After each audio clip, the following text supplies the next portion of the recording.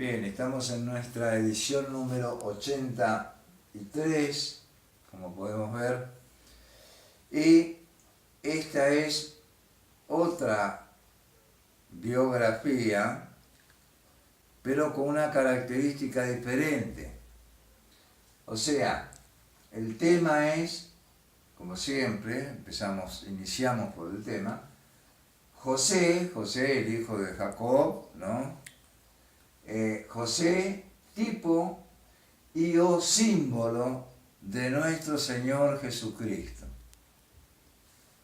Entonces, al poner un tema como este, directamente es completamente diferente. Vamos a hablar de un personaje, sí. ¿Quién? José. Pero resulta ser que es símbolo o tipifica al Señor Jesucristo. ¿Se entiende? Es otro tipo de biografía, la cual vamos a encontrar muchos en la Biblia, porque la Biblia es cristocéntrica, así que es muy normal. Hay otros casos de que no, de que podemos solamente observar y estudiar los errores, ¿no? O las virtudes del personaje nada más, no lo podemos mezclar con el Señor Jesús, pero en este caso sí. Correcto. Entonces, el carácter de este tipo de tema es biográfico simbólico, desde ya. ¿Por qué? Porque une las dos cosas. Y el propósito prácticamente es un segundo tema. ¿Cuál es el propósito? Solo el sometimiento da o produce la victoria, porque eso le pasó a José, se sometió, y Dios lo hizo faraón de todo el mundo. El Señor Jesucristo se sometió, y pasó a ser el Rey de Reyes y Señor de Señores. ¿Nos damos cuenta? Entonces, el propósito es prácticamente un segundo tema, un subtema de lo que dice acá como tema. La lectura, si ustedes quieren detener, apagar y leer con tranquilidad, es muy interesante, es toda la vida de Jacob y José prácticamente, está en Génesis capítulos 37 al 45. Para poder tener una idea general tenemos que leer todos esos capítulos. Muy bien. Y la introducción es obvio que tiene que ser esta. ¿Qué es un tipo o un símbolo? Entonces eso es lo primero que vamos a explicar antes de ir al desarrollo. ¿Qué es un tipo? ¿Qué es un símbolo? En el caso del pueblo de Israel, y bajo las leyes de Moisés, todas las cosas, prácticamente un 90%, tipificaban al Señor Jesucristo. La más clara, por ejemplo, era el día de la expiación, ¿no? Cuando se hacía el perdón de todos los pecados, y se tenía que traer un corderito de un año, sin defecto, al cual había que degollarlo, y obviamente todo eso lo hacía el sacerdote, y luego se sacrificaba en el fuego, símbolo del Señor Jesús. Pero después todas las otras cosas también, los ritos, todos los ritos que tenía la ley de Moisés, tipificaban, simbolizaban a Jesucristo. Pero ahí no estamos hablando de personajes, ahora estamos hablando de personajes. Entonces, ya sea un personaje como un ritual que simbolice o tipifique al Señor Jesucristo, eso es un tipo, eso es un símbolo. Muy sencillo de encontrar en las Sagradas Escrituras. Bien, Si vamos al desarrollo rápidamente, vamos a encontrar, por ejemplo, en Génesis 37, 2, ¿no?, que José noticiaba o descubría o denunciaba la mala fama de sus hermanos. Es obvio también que sus hermanos querían hacer su negocio aparte. Los hermanos de José, los mayores, ¿no? Porque eran 12, estaba él y después José y después Benjamín, que eran el más chiquito. Pero los otros 10, ¿qué era lo que hacían? Le robaban a su padre, ¿no? Tenían sus tratos, sus ventas, sus compras independientes, y obviamente que José eso lo denunciaba. ¿Delante de quién? Delante de su padre. El Señor Jesucristo hacía lo mismo. ¿Qué le decía a los fariseos? ¿Qué le decía a la gente de los fariseos? Por favor, hagan lo que ellos dicen, pero no lo que ellos hacen. ¿Qué le decía el Señor a los fariseos? Ustedes son sepulcros blanqueados. Ustedes se sientan en la cátedra de Moisés, o sea, en el asiento principal, vamos a decir, de los que enseñan, pero no son capaces de ayudar al pecador, al creyente, al filigrés, a mover con un dedo, decía el Señor Jesucristo, una sola de sus cargas. O sea, eran falsos, hipócritas. Y el Señor lo denunciaba. Muy bien.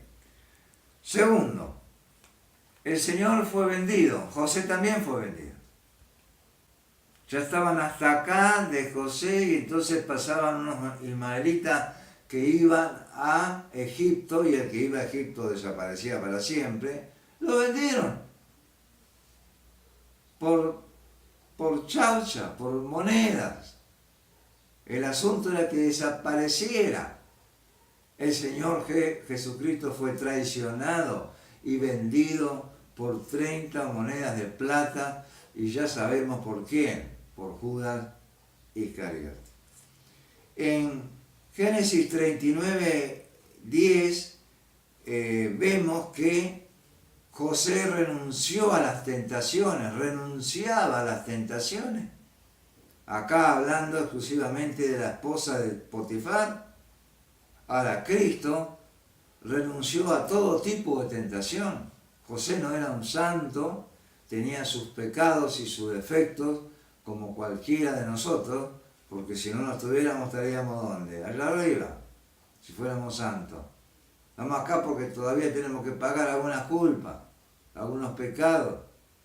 Pero tengamos en cuenta esto: José se abstuvo, renunció, igual que el Señor Jesucristo. Y el Señor Jesucristo dice, como no tenía pecado, dice la Escritura, lo hizo por nosotros. José, Génesis 39, 20, fue a parar a la cárcel.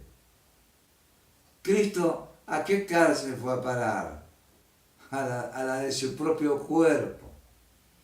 El Dios Todopoderoso tuvo que humanar, tuvo que nacer como un niño, como cualquier hombre, allá en el pesebre de Belén, con los animales. Y hasta que no resucitó, estuvo sujeto a esa cárcel, e inclusive una cárcel que lo llevó hasta la muerte, aunque él mismo entregó su vida hasta la muerte, si no, no hubieran podido matarlo. Fíjense cómo estudien todas estas relaciones. Acá hay mucho más, porque el contexto de cada una de estas dice un montón de cosas. Génesis 40, 23. Le salva la vida al copero en la cárcel, José.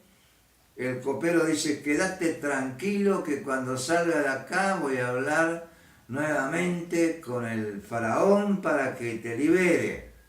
¿Habló? No, se olvidó. O sea, se olvidó de José. Al Señor Jesucristo todos los olvidaron. ¿Hasta sabe quién lo olvidó? Hasta su Padre. De ahí la frase en la cruz del Calvario: Elí, Elí, lama sabactani. Dios mío, ¿por qué me has desamparado? Génesis 41, 40, José dice, vas a gobernar absolutamente todo mi pueblo. Se lo dijo Faraón. Ahora, el Señor Jesús, ¿qué gobernó? Todo un pueblo, toda una nación, todo un mundo.